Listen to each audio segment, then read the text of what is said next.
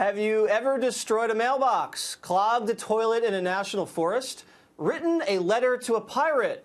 If so, you committed a federal crime and you could go to jail. Joining me now to explain is author of the upcoming book, How to Become a Federal Criminal, Mike Chase. So, Mike, 3 years in prison if you write a letter to a pirate. What if you text or email a pirate? Is it the same offense? Yeah, it's actually any kind of correspondence with a pirate, but the catch is that you have to talk about pirate stuff. So if it's just idle chit-chat, you're not going to go into prison. But yeah, if you talk about piratical things, you're going to go to prison. Okay, so if you put a little message in a bottle and it's about booty, you're going to get locked up for 3 years. What about this? Yep. You can't threaten a clown. A lot of people don't like clowns. Why can't you threaten a clown under federal law?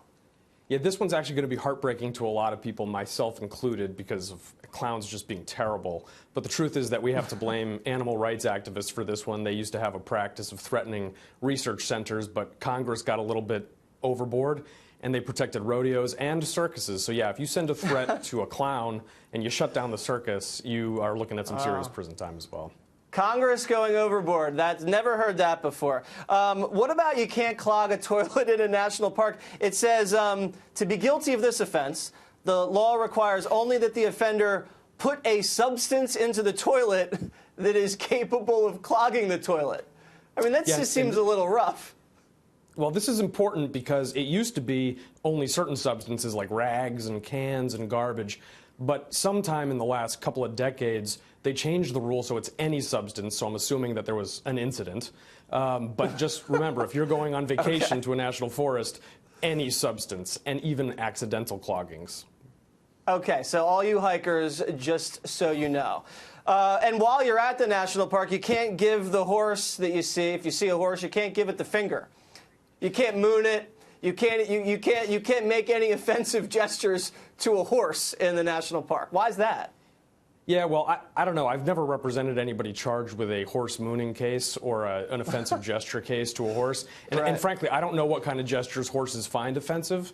But all I know is that the feds have regulated it so that any unreasonable gesture made to a passing horse. So remember, if the horse is standing still, go wild. But any passing horse, if you make, yeah, oh, absolutely. But if you make an unreasonable gesture.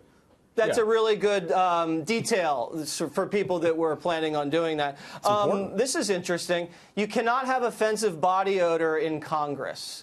Now, it's a swamp down there in D.C. in the summertime. There's a lot of congressmen with, let's just say, a few extra pounds.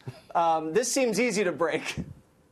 Yeah, so just to be clear, it's the Library of Congress. Congress would never make a rule that banned their own body odor, I'm pretty sure. Of course, so right, it's the Library of Congress. Right. It's the Library of Congress. And yeah, and if you have sufficiently offensive body odor or really any offensive personal hygiene, yeah, you can go to prison for that if you interfere with other people using the library. And in fact, the Library of Congress has been a beacon for other libraries. And if they can smell you at a range of about 2 feet, you're probably going to be looking at a citation.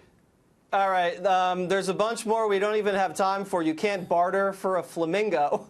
You can't ride a manatee. You can't draw the Pentagon. This is a great book. Everybody go check it out and be careful in the national parks. All right, Mike, thanks very much.